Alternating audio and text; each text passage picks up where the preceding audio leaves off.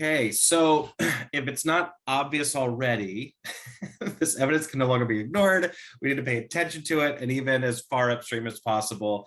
But with that being stated, I think it's a good time to take a look at the sort of state of the union or state of tech, right? So Erin's going to walk us through, just some examples of how we can get after this data.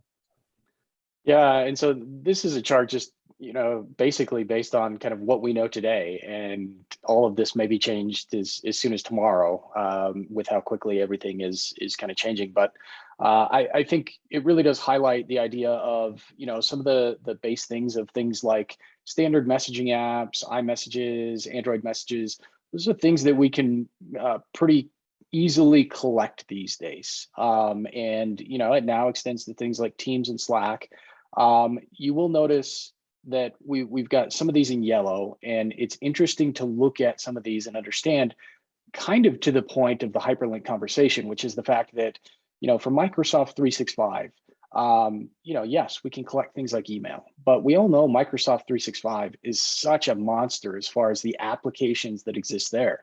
So we can't just say, hey, Microsoft 365, that's a green, all systems are go, because there's so many different levels of information contained inside of many of these platforms.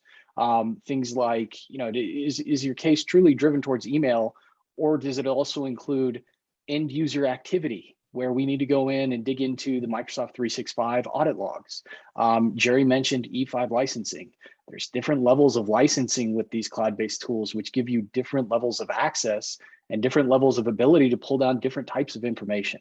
So, I would say that what we see here, generally, there's a way to collect the information. The bigger question for most legal teams is, how far do we need to dig? And how deep do we need to go? And again, those initial conversations of what are we looking to get out of this are so important, even when you're talking about cloud, because there's so many different areas of information, and it can be downloaded, quite honestly, and collected in so many different formats. And I think, to that as well with this, we kind of have this cycle where, I think Jerry can attest to this too, that it used to be that iPhones were the hardest thing to collect from because of the encryption and security that iPhone had, and Androids were really easy. And that is now kind of in some ways flip-flopped, right? And it also goes to the idea of things like social media and websites. We had a couple tools out there some years ago where social media was fairly straightforward. But with the changing in security, the changing in protocols and authentications, social media can be more challenging.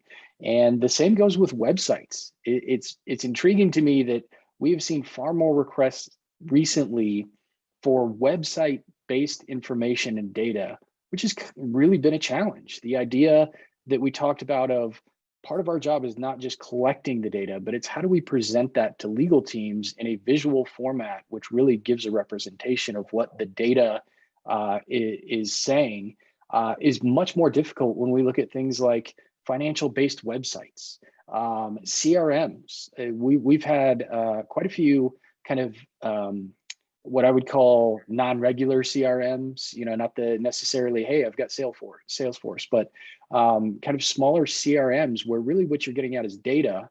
But when you look at the CRM itself on a web page, it's really graphical, it's really visual, and that's really how the user experience is driven. So again, this is just kind of a high level of some of the things that we can grab.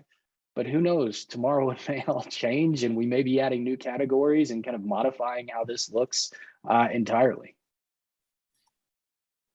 Yeah, and I'd add to that, this is kind of our high level understanding of how, how our capabilities fall across these different platforms. And, every vendor or service provider is going to be different. They're going to have different strengths and weaknesses in these areas, and they might have some unique solutions.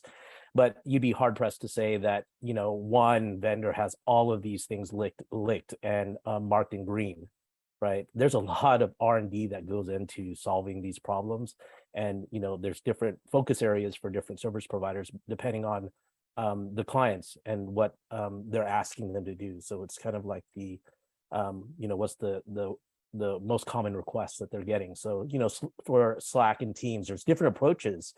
And so it's worthwhile to interview your service providers and ask them, how are you collecting Slack? Do you only consume the JSON, or are you using the API with some kind of custom tool, or are you using a third-party tool like ONA to go in there and collect the data and triage it?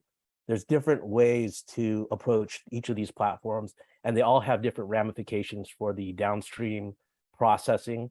And so it's the ability to collect, but the ability, like we said earlier, to rationalize this data so that it's presented adequately for review.